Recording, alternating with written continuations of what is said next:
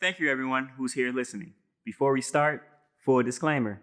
We are not professionals nor certified stockbrokers. We do sell, buy, and trade stocks, but at our own discretion. The content that we talk about is based on our own opinion, not fact, and the content is for entertainment purposes only. Remember, what you invest is at your own risk. If you know nothing about stock investing, we highly suggest you seek professional help. Due to the content of the show, this is for mature audience only.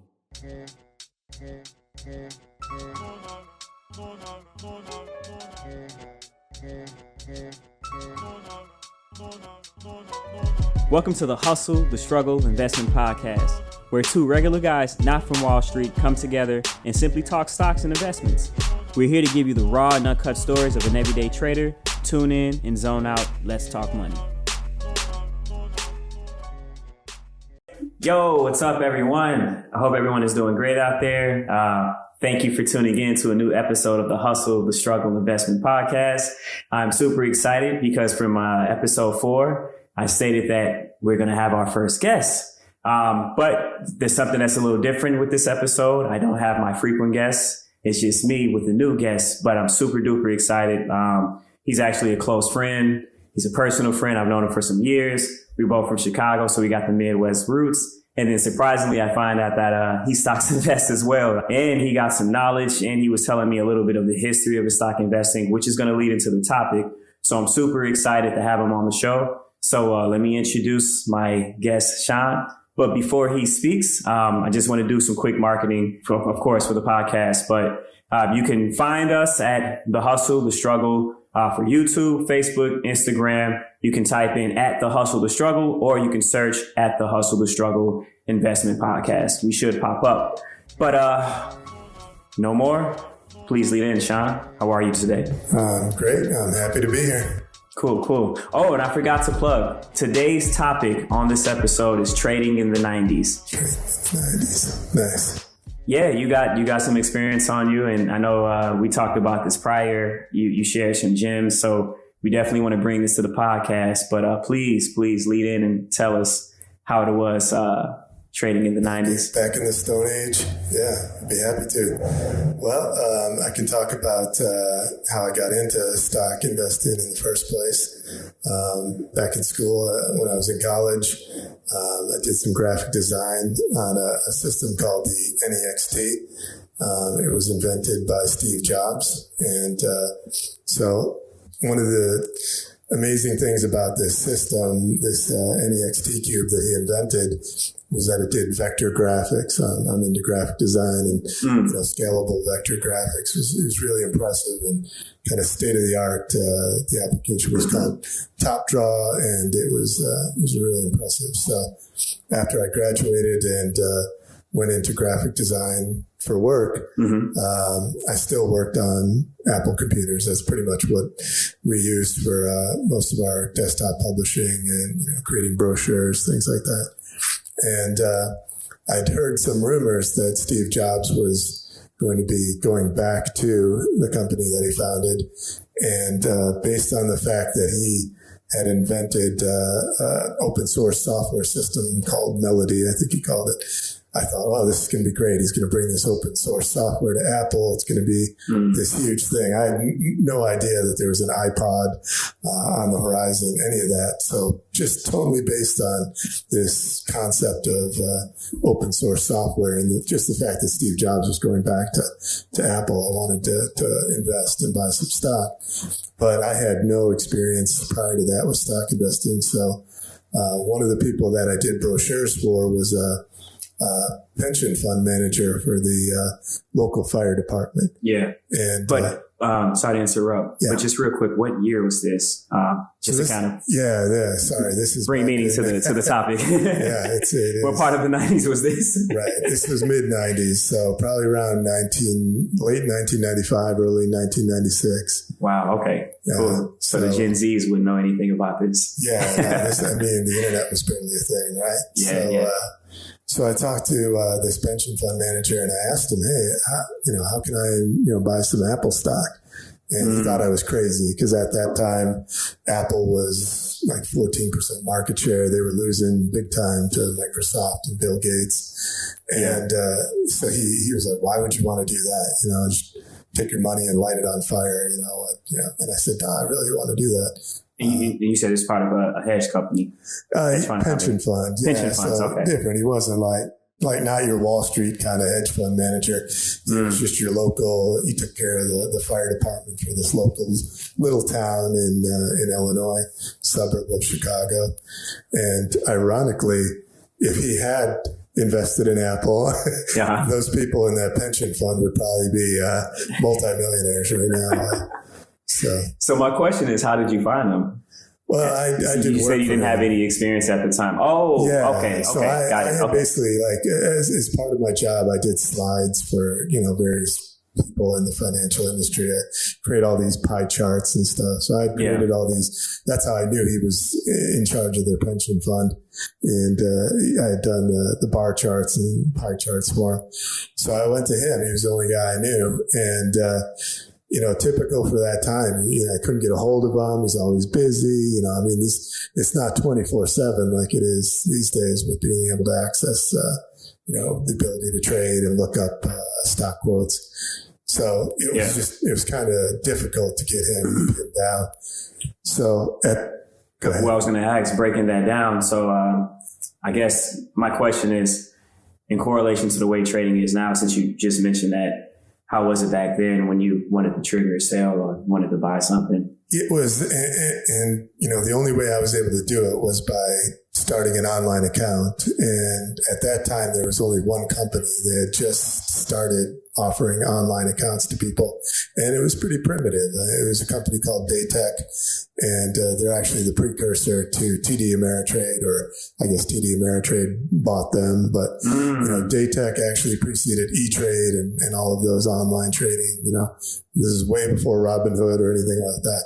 Okay. So this Datek company was founded in 95, and I think they went online the first time in 96. So exactly at the right time for me to start up an account. But to your point, it was, it's not real-time stock quotes. They were all 15 minutes delayed. And so you weren't trading in real time. You didn't have access to a whole lot of information.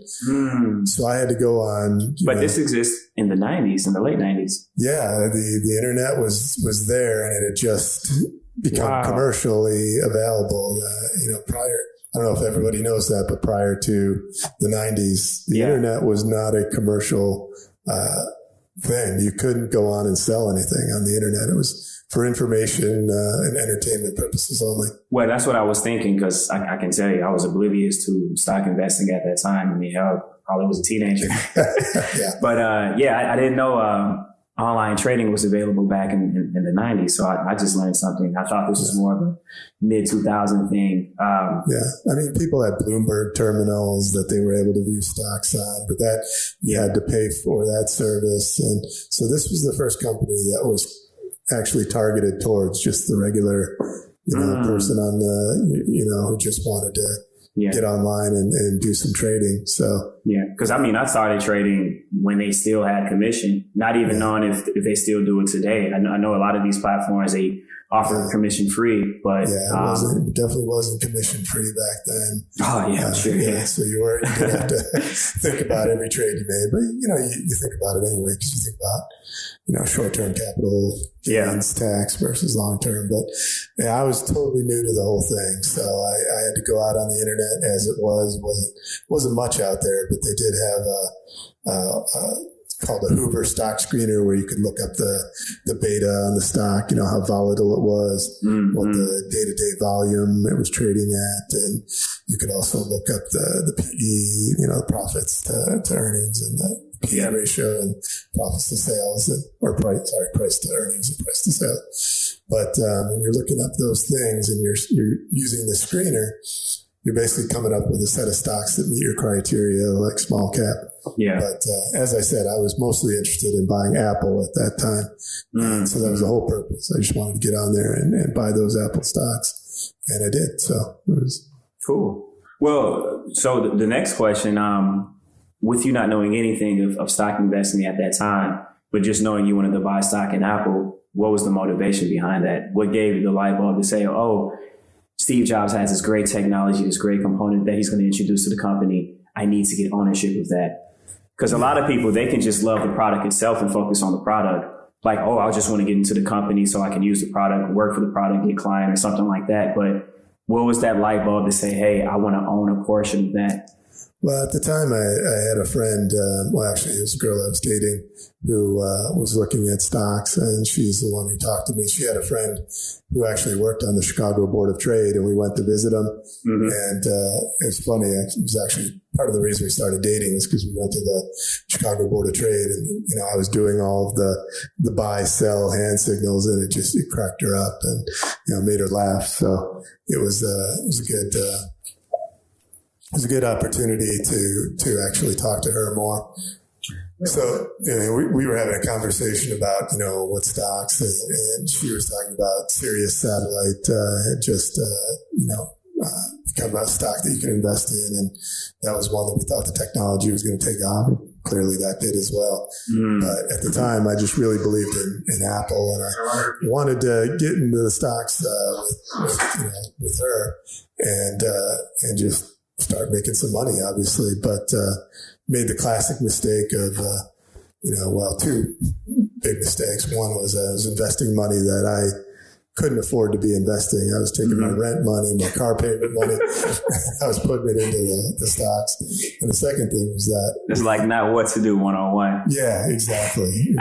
I said this in the previous episode, but my whole theology behind that is, don't invest the money that you need. Mm-hmm. Invest money that you don't need or money you're willing to lose. Yeah, just essentially act as if you're going to lose this money. That's how you should go into it. Yeah.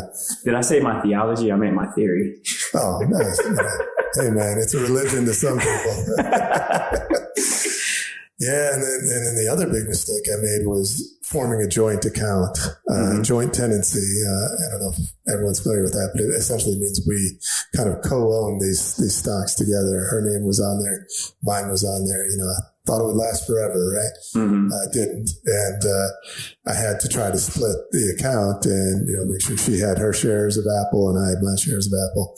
And so you all got into the investment together with Apple. Yeah, well, we knew which shares were hers and which were mine, but it was a joint account, so we just knew the number. Like she has this many shares, I have this many. And so she was the motivation that got you into investing, right? Because I was talking about Apple and Steve Jobs going back, so that was sort of my inside knowledge of the technology. And clearly, I was wrong about why Apple was about to take off, but I wasn't wrong about Steve Jobs causing it to take off. So I had that part of it right. Yeah. And then obviously when they became TD Ameritrade, I had to try to, and I was no longer dating her. We had to try to split the account. And so I kind of got out of investing. The other thing that happened was I needed to get the money to make my car payments and rent. And so when Apple went up 500%, quintupled in value, I sold it to, basically be able to make payments on various things. And obviously now I torture myself by looking back and figuring out if I had just left that, I think it was only like $3,000 I put in there. If I had just left that, $3,600 about. So if I had just left that in there for the last 25 years and done nothing else and not gone to work, not taken a job, not done anything, I would now have, I think I figured it out. It was, I don't know if it was 25 million. Yeah, I think it was $25 million I would have right now. Wow. Oh my God. Yeah. Just doing nothing else but leaving that Apple where it was. Yeah, I have a funny story similar to that just recently. Back in 2020, when the market went down, we went into lockdown from COVID. I remember that March, like mid-March, maybe crypto plummeted and Bitcoin went all the way down to maybe, let's say 3,000, just estimate.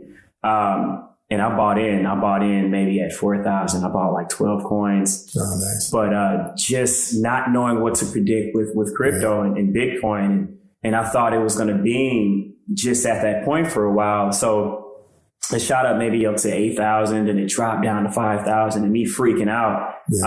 I got a large return and I'm happy with that. With 12 coins, I got a big return. Yeah. But seeing where it is today, geez, I think about that like, oh my God. Yeah. Yeah, we're going to have an episode in the future just about FOMO.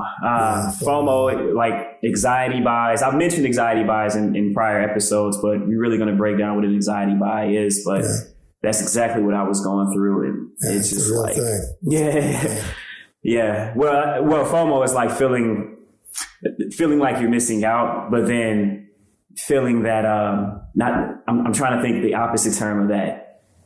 Feeling like you're going to fail. Yeah, or you're going to ride it all the way into the ground. And I've done that. So I've experienced, even back in the 90s, just to come back to the topic, even back then, we had people doing pump and dumps, and, there was FOMO. I joined a website after the Apple thing.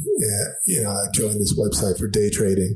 Yeah. Right? That was going to be the next big thing in the 90s. And so I joined this website and was looking at all these day traders giving advice. And it was interesting. But, in terms of the FOMO, somebody had posted on there that, you guys should definitely buy some of this Metro Work stock. It is a company that builds plastic furniture, right? Mm-hmm. I knew nothing about it. I did no research, but I thought, this guy, who knows who this guy is, but he says, buy some of this. And I think it was like 10 cents a share. What can I lose, right? But I thought, you know what? He's the only one talking about it, so I'm not going to just take his word for it. Mm-hmm. And then ironically, somebody else posted about it. And I thought, okay, now 2 people have posted about this. It must be legit.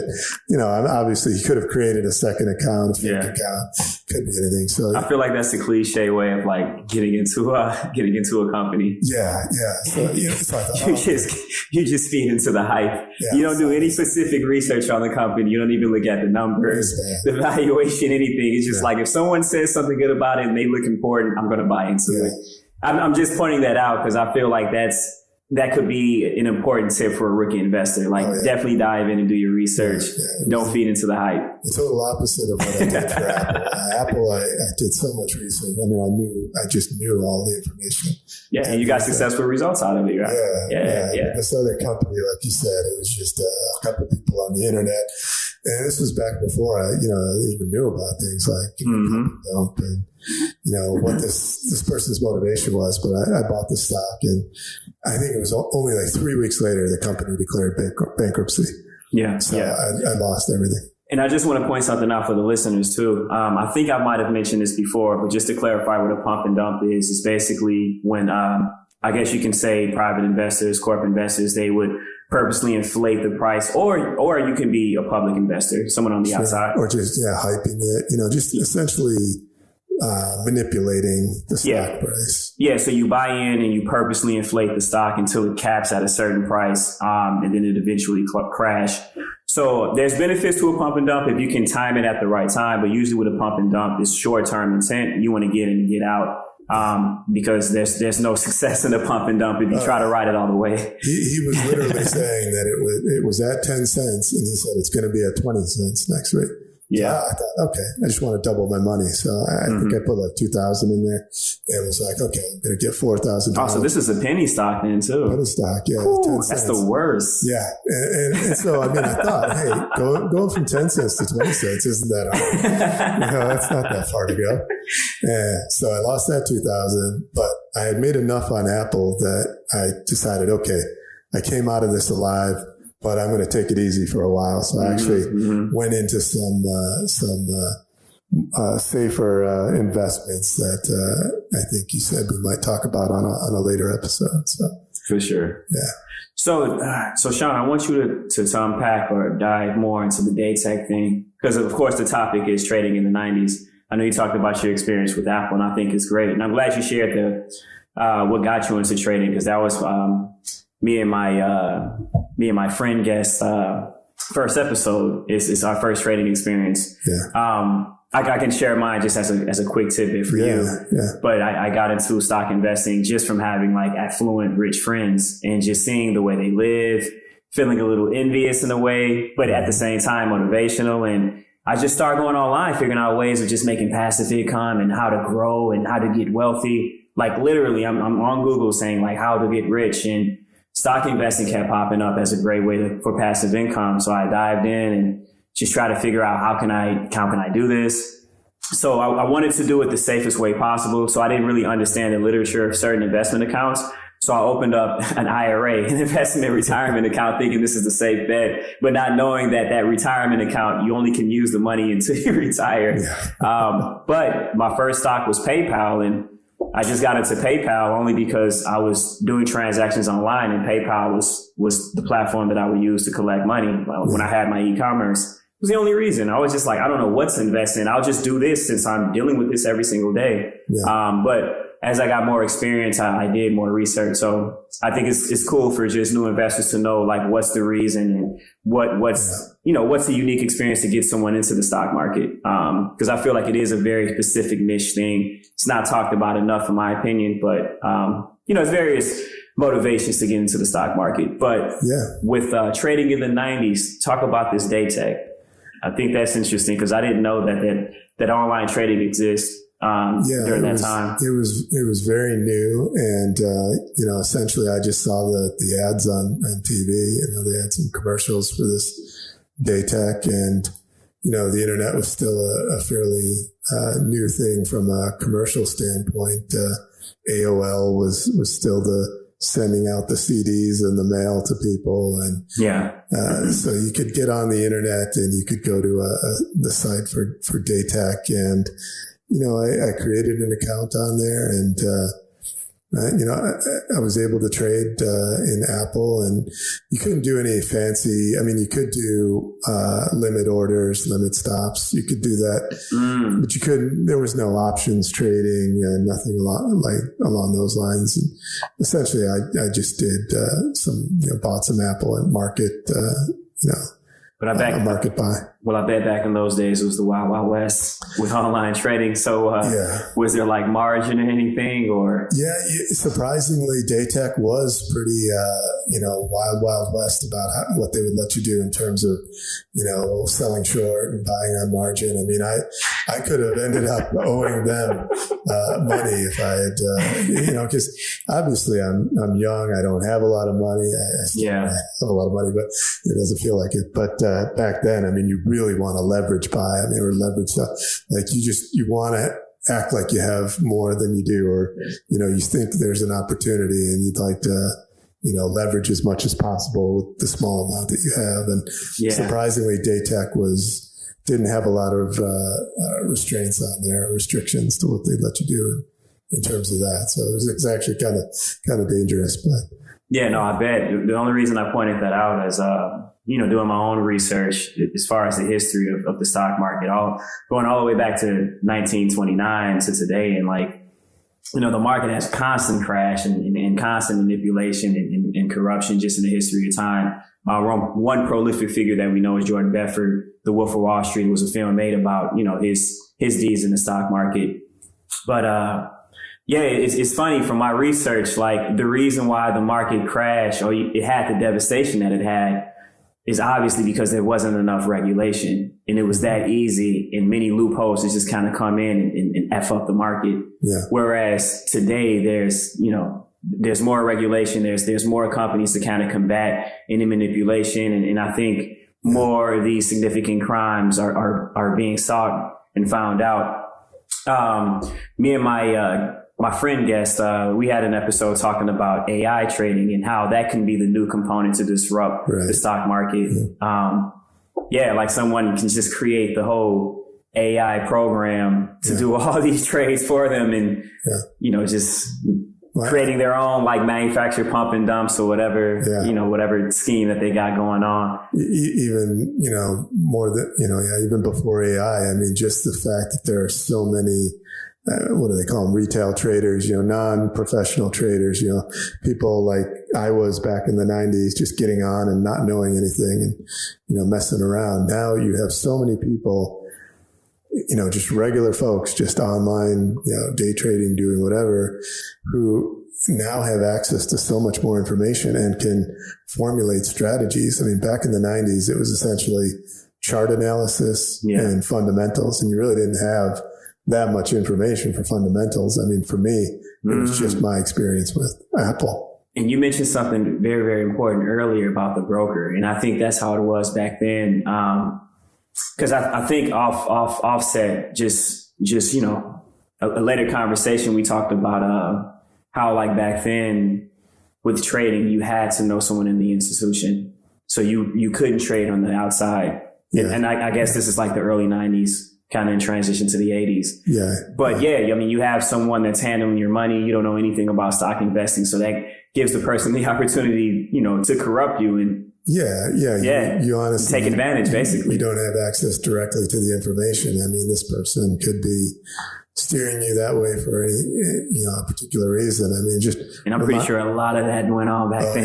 Yeah. It reminds me of that Seinfeld episode where he's reading the stock numbers in the newspaper while he's on vacation, and it's like, that was his only access to what the stock was doing, was at the end of the day or the end of the week. He had to get a newspaper and look on the page or read the number. I mean, it's just, it wasn't, that long ago that you could access real-time stock bullets. Now, obviously, you can access that. You get any amount of fundamentals you want to know about a company. And, the chart analysis tools are much better than they were back then. So, it's pretty amazing now.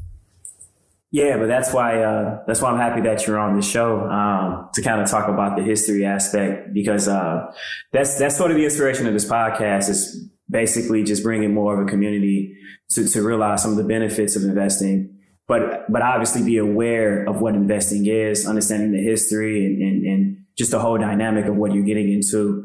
But I feel like, if you have a healthy approach and you have financial awareness, a lot of people can benefit from stock investing. And I think we're seeing that now. A lot of younger people are talking that language among friend groups. I can tell you, when I grew up, like, no one ever mentioned stock investing to me. Yeah. I didn't learn it until my late 20s. And again, I had to be around rich people.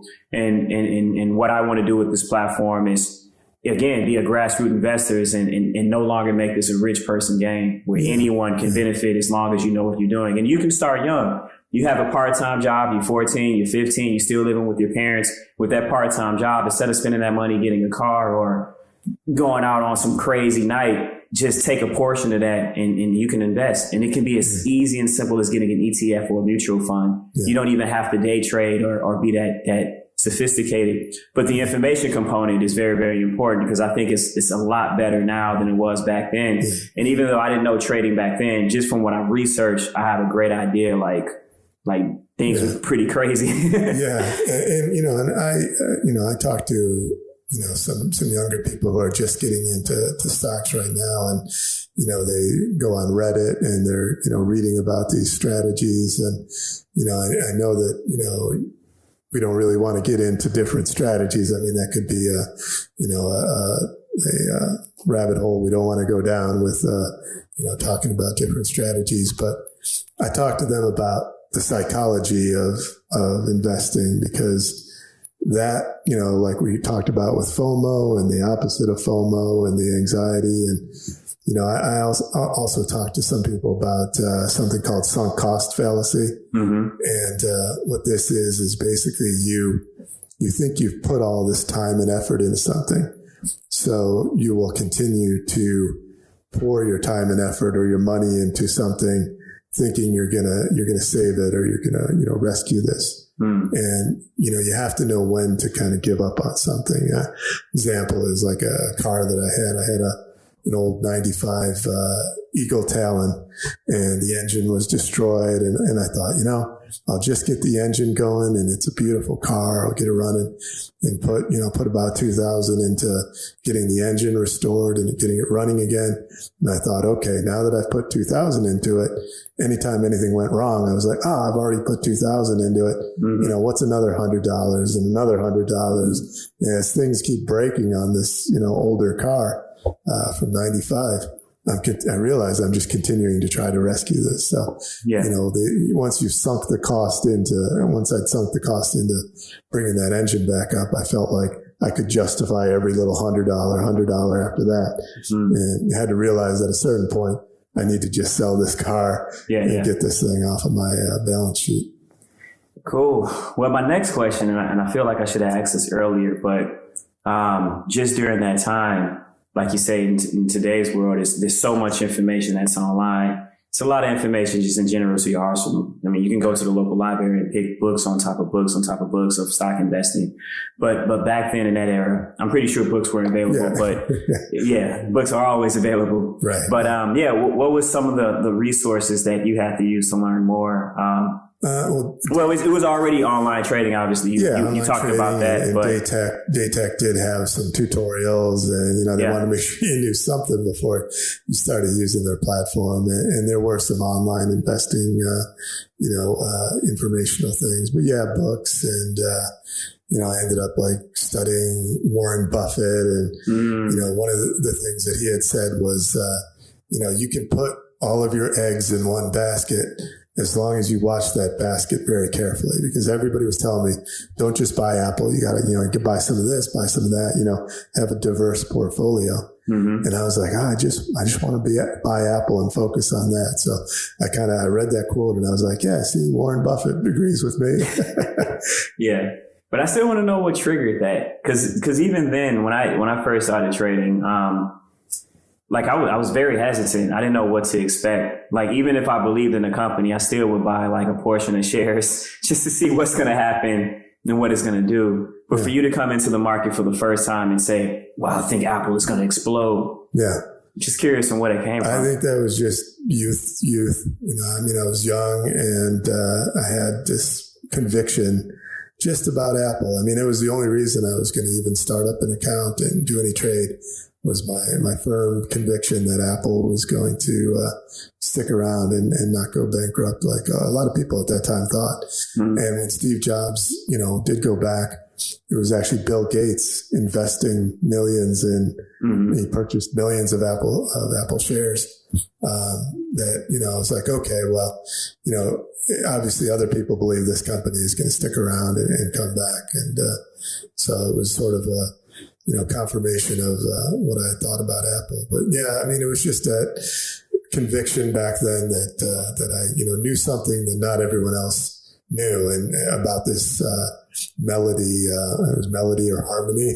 Yeah, yeah. This open, so, I didn't know anything about iPod and obviously nothing about iPhone at that point. So it continued to build upon itself. So, yeah. And now, I noticed that now that I've gotten back into investing in the last couple of years, I am taking a more cautious approach and investing a little bit here, a little bit there, trying to keep a diverse portfolio. Obviously I'm, older now. I have to, think about retirement. And so it's a different strategy, different approach, a little bit more conservative, but, also, I now know how to do things to avoid some FOMO a little bit, you can buy a little bit, you don't have to go all in on everything every time, which is how I approached it back then. I was either buying all the shares or selling them all. Mm-hmm. I didn't do any, sell a little bit, today, averaging down, any of those strategies, cost averaging, all of that. I didn't know any of that. So I was just buy or sell. That was it, and it was either all of it or none of it. So. Yeah, and that's the cool thing with stock investing. It's sort of a game, and I said that before in a prior episode. I'm always referencing episodes because we drop so much gems about the market. But the reason I say it's sort of a game. It's an important game because you can lose money. I wouldn't compare it to gambling per se, because gambling is you really don't have a choice. You either win or lose. Whereas investing, if you buy something and you feel like you're losing, you could potentially win in the end if you hold long term. It just depends on the company. So I know a lot of people say it's gambling. Definitively it's gambling, but I just wouldn't make that abrupt comparison. Yeah. But it is a game in a way that you can develop strategies. You can definitely come into the market with different intents. And in episode 2, titled Trading Principles, me and my frequent guests, we talk about that. What's your motivation and intent for going into the market? Obviously, if you want to make some quick money, then you're going to come with a very aggressive approach. But if you just want a little bit of passive income, just some future prospects or things that you're looking forward to, if you want to buy a house or a home, buy a house or a home. If you want to buy a house or a car, you have a more conservative approach. You won't be so much in a rush. So it's various ways of how you can take things in regards to benefiting for potential gain. But obviously, the greater the risk, the greater reward. But the greater the risk, the more you can lose. Yeah. You know, so it's a give and take in that situation. But yeah, and I think back in the 90s when people were first starting to do day trading, like we're regular people like me, had online accounts now, and we're trying to do day trading, you know, sometimes based solely on chart analysis, and it was definitely kind of gambling back then. I mean, you're just looking to, how can I buy low and sell high today? You know, like which chart is going to move up, which chart's going to move down. Yeah, day trading is very aggressive. I day trade occasionally. And very stressful. So it is. That is more akin to gambling. I think nowadays, and now it's, you know, the market keeps going up. It continues to go up. It's amazing, you know. And back in the 90s, PE ratio over 1 was, you know, considered too high. Mm-hmm. And, you know, one of Warren Buffett's rules, you know, never buy a stock that has a PE over 1. And now you have things like multiples. You have Tesla, you know, 1,000 times 1,000 PE. So but you know, it still goes up. You saw Tesla today. Yeah, that's a whole nother conversation. It just keeps going up, and people are saying it's going to go up to 1,000. So it's that valuation and GDP threshold. Yeah, like how do you calculate that? And just, I guess the point, I guess I was thinking of was that you can buy those. And like you said, if you hold on to them, eventually, you know, long term, you'll make money. But you can also ride some of the volatility on a day-to-day basis. For sure. So if you're keeping some stock in there and it's constantly going up over the long term, you'll make it. But, you know, Warren Buffett, or maybe it was just some study I saw, that if you do try to catch the dips, you know, buy in at the dips, buy the highs, you may miss out on, you know, taking the stock and holding. If you just hold the stock and you ride it all the way up, as, you know, 10 years from now, Tesla will be like 10,000 or whatever. But, you know, you can, I mean, there's some, you know, strategies to, you know, taking advantage of the volatility of a certain stock, and, you know, making sure that you're averaging down. When stock goes down, buy a little bit more. When it goes back up, you know, maybe sell a little bit, but, you know, keep like a base of it, you know, to be able to, you know, go when the stock market continues to go up. I guess that was my point. No, for sure. Cool, man. Well, I think we're like maybe 40 plus minutes in. I would say almost an hour. Yeah, good talk. Yeah. I think we broke down a lot.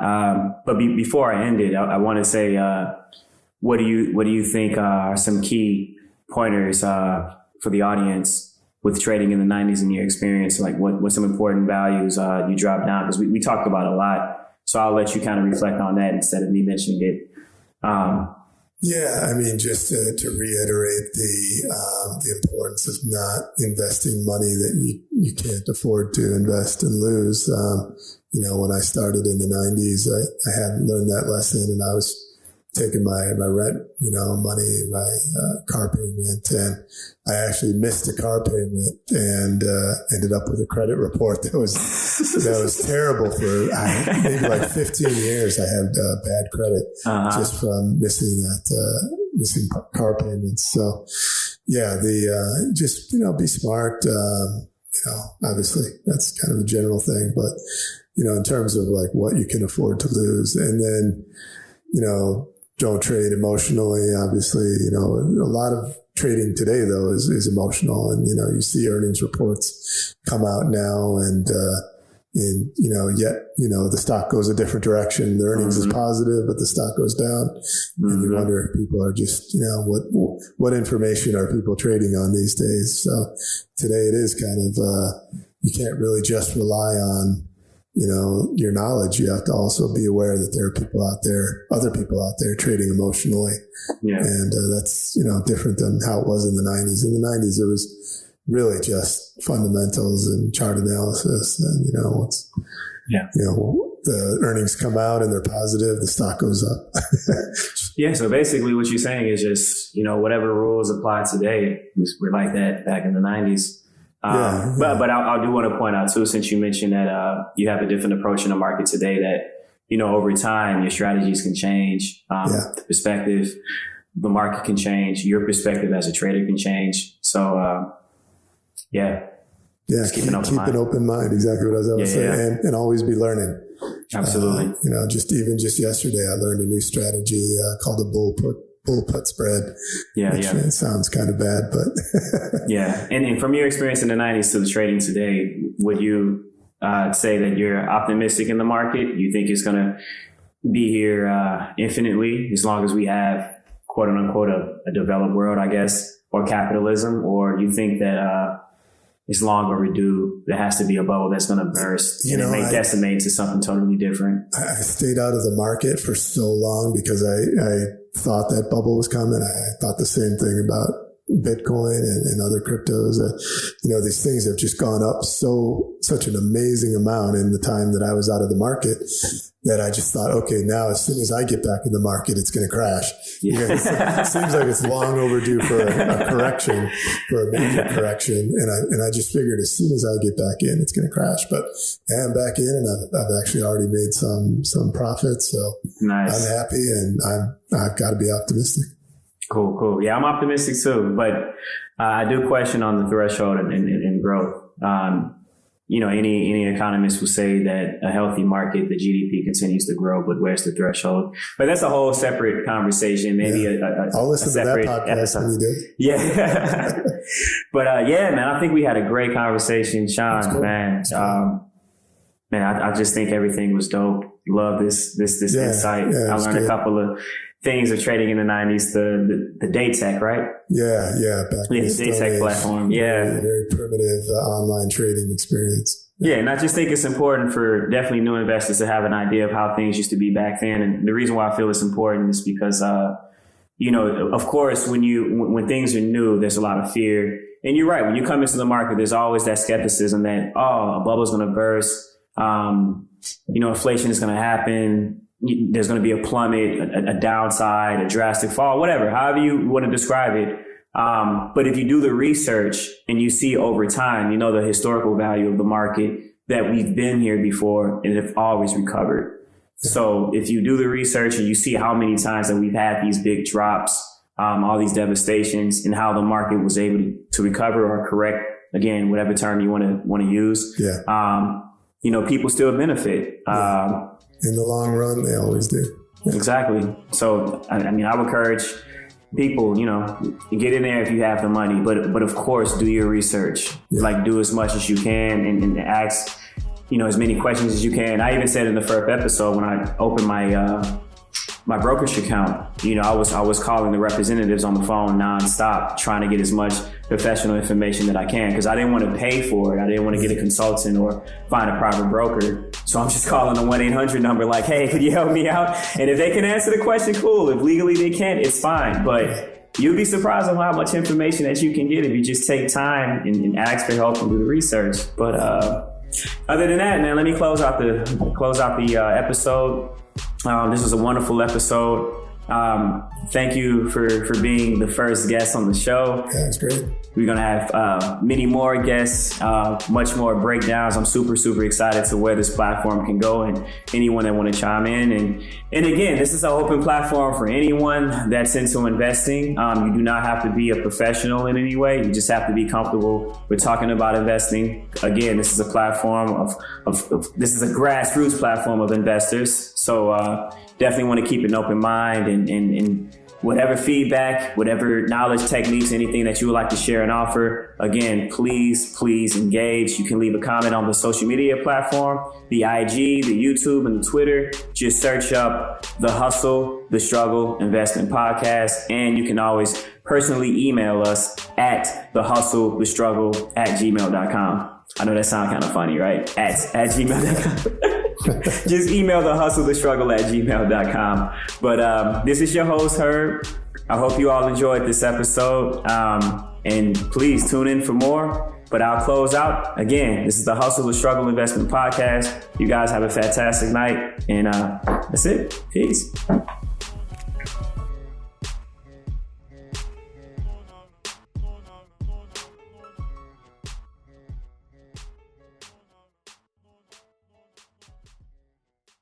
Thank you, everyone who's here listening. Full disclaimer, we are not professionals nor certified stockbrokers. We do sell, buy, and trade stocks, but at our own discretion. The content that we talk about is based on our own opinion, not fact, and the content is for entertainment purposes only. Remember, what you invest is at your own risk. If you know nothing about stock investing, we highly suggest you seek professional help.